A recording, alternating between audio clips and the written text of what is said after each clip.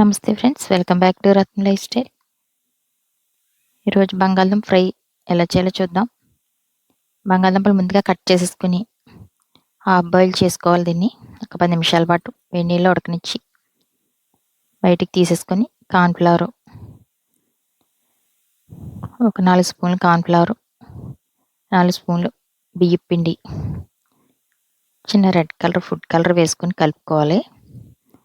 Taste తగ్గ salt, ఒక 2 స్పూన్ల కారం కూడా వేసుకుని కలిపేసుకుని మనకు ఒక గంట సేపు నానితే చాలా బాగుంటుంది. ఇలా ఫ్రై మనకి పప్పుల్లోకి సాంబార్లోకి చాలా బాగుంటుంది అనమాట. ఇది ఇలా ఫ్రై చేసేసుకోవడమే.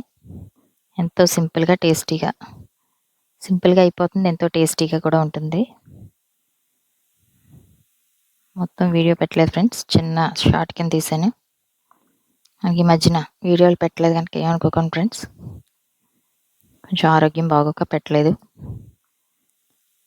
ఇలా డీప్ ఫ్రైకి సరిపడా ఆయిల్ పెట్టుకుని మనం ముందుగా మ్యాగ్నేట్ చేసి పెట్టుకున్న బంగాళదుంప ముక్కలన్నీ ఇలా ఫ్రై చేసుకోవాలి.